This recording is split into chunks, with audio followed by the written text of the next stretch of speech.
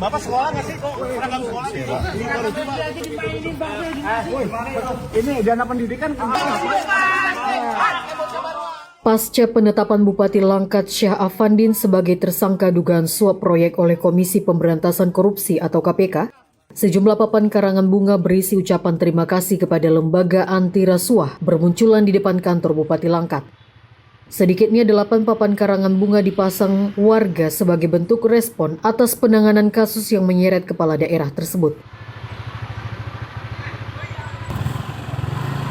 Sedikitnya 8 papan karangan bunga terpajang di bahu jalan Tengku Amir Hamzah, tepatnya di depan kantor Bupati Langkat, Kecamatan Stabat, Kabupaten Langkat. Seluruh papan karangan bunga berisi ucapan terima kasih kepada Komisi Pemberantasan Korupsi atau KPK yang telah menangkap Bupati Langkat Syah Afandin dalam perkara dugaan suap proyek. Menurut keterangan warga di lokasi, papan karangan bunga tersebut mulai dipajang sejak Sabtu sekitar pukul 10 waktu Indonesia Barat dan masih berdiri di lokasi hingga Minggu pagi 5 Juli 2026. Warga mengatakan papan karangan bunga tersebut akan diangkat dari lokasi karena ditegur oleh petugas Satpol PP dikarenakan besok mereka akan melaksanakan upacara. Berbagai tulisan terpampang di papan karangan bunga tersebut. Menariknya, nama Bupati Langkat Syah Afandin yang biasa dipanggil Ondim diplesetkan dengan singkatan ongkos di muka. Di antaranya bertuliskan terima kasih kepada KPK yang telah menangkap Ondim, Bupati Langkat, dengan pengirim yang mengatasnamakan Pemuda Langkat Bersatu, Forum Masyarakat Langkat Bersatu, Masyarakat Korban Jalan Rusak. Lewat papan karangan bunga tersebut, warga juga meluapkan kekecewaan mereka selama ini terkait kebijakan dan kinerja Ondim sebagai Bupati Langkat yang dinilai tidak pro rakyat. Kemunculan papan-papan karangan bunga ini menjadi perhatian masyarakat yang melintas di kawasan kantor Bupati Langkat. Jika dibandingkan dengan 2 Bupati Langkat sebelum Ondim, yakni Syamsul Arifin dan Terbit Rencana Perangin Angin yang juga ditangkap KPK karena terjerat kasus korupsi dan suap, fenomena kemunculan papan karangan bunga dari masyarakat Langkat tak pernah terjadi. Karena itu kemunculan papan karangan bunga pasca Ondim terjaring operasi tangkap tangan KPK bisa jadi mengindikasikan bentuk ekspresi kekecewaan masyarakat Langkat yang sangat mendalam atas gaya kepemimpinan Ondim yang sangat jauh dari harapan masyarakat. Sebelumnya Komisi Pemberantasan Korupsi telah menyegel sejumlah ruangan kerja kantor Bupati Langkat serta rumah dinas Bupati setelah melakukan operasi tangkap tangan atau OTT.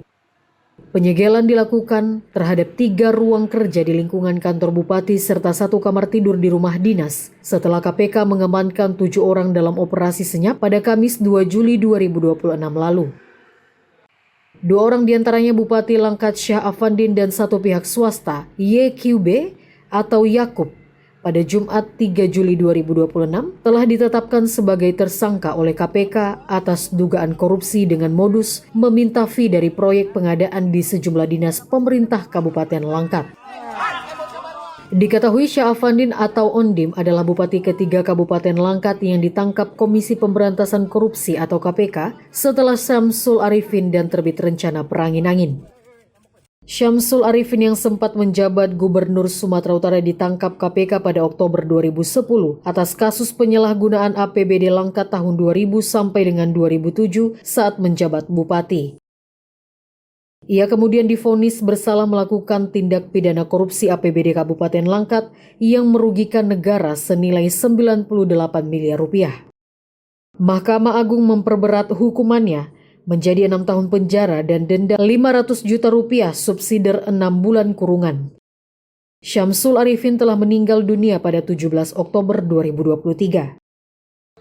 Ondim sendiri diketahui merupakan adik Syamsul Arifin. Dia terpilih menjadi Bupati Langkat periode 2025 sampai dengan 2030.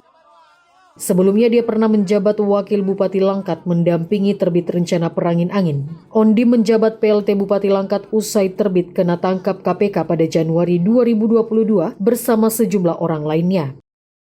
Terbit kemudian diadili dan dinyatakan bersalah menerima suap terkait proyek Dinas PUPR pada tahun 2021 dan dijatuhi hukuman 9 tahun penjara dan denda 300 juta rupiah. Vonis terbit kemudian disunat pada tingkat banding menjadi 7,5 tahun penjara dan denda 300 juta rupiah. Vonisnya tidak berubah pada tingkat kasasi. Dari Langkat, tim Orbit Digital memberitakan.